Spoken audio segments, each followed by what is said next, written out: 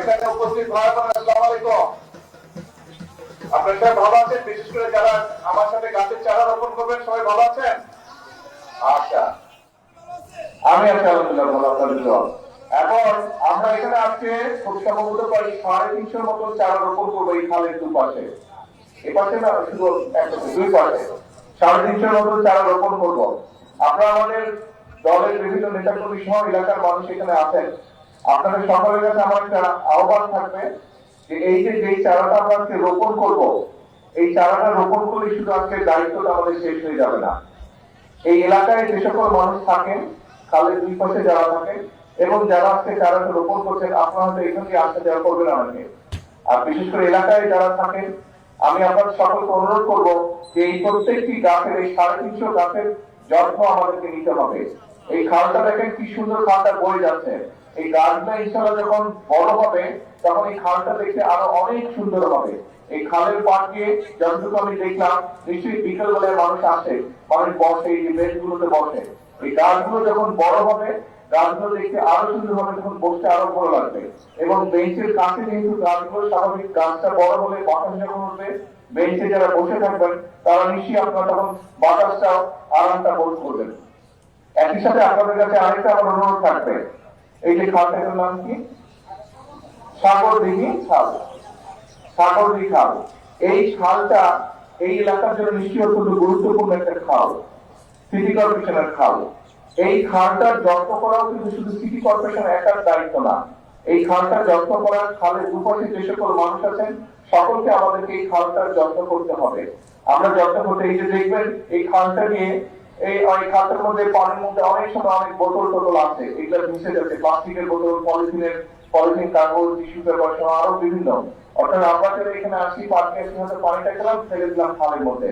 আপনাদের কাছে আমার বিনীত অনুরোধ থাকবে যে এখানে আপনারা যারা উপস্থিত আছেন সকলে আপনারা যখনই যার সাথে দেখা হবে, দয়া করে প্রত্যেককে বলবেন যে খালের মধ্যে আমরা এগুলো ফেলবো না। এবং সিটি কর্পোরেশনকে আমি অনুরোধ করবো, এখানে মনে হয় একটা ওই তো বিল লাগানো আছে, হ্যাঁ বিল লাগানো আছে, সকলকে আপনারা দয়া করে সিটি কর্পোরেশন দয়া করে মাইক্রো প্রচার করবেন যে যারা এই খালে বসবে, খালের ধারে বসবে, বা যে সকল জায়গায় মানুষ বিকালবেলা আসে, বেড়াতে আসে, বসে, সবগুলো জায়গায় যাতে বিল লাগানো হয় এবং ময়লা যাতে মানুষ বিলের মধ্যে ফেলে, তার ব্যবহার যে টিস্যু, পানির বোতল বা যেটাই থাকুক সেগুলো যাতে বিলগুলোর মধ্যে ফেলে। এই কথাটা বলার কারণ হচ্ছে যে দেখুন, এই যে এখানে একটা পাইপ দেখা যাচ্ছে, এটা কিসের পাইপ? খালের সাথে এসে যুক্ত হয়েছে পানি। কিসের পানি? বাসা বাড়ির ব্যবহারের পানি।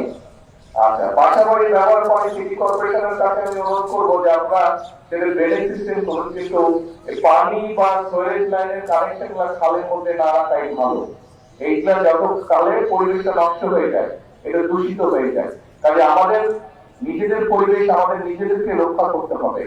আমরা যদি আমাদের নিজের ঘর গুছিয়ে না রাখি, তাহলে ঘরটা যেমন ময়লা হয়ে যায়, ঠিক একইভাবে আমরা যদি আমাদের এলাকা, আমাদের এরিয়া, আমাদের পাড়া, আমাদের দেশ যদি আমরা নিজেরা পরিষ্কার না রাখি, নিজেরা যদি পরিবেশের খেয়াল না রাখি, তাহলে ভুক্তভোগী কে হবে?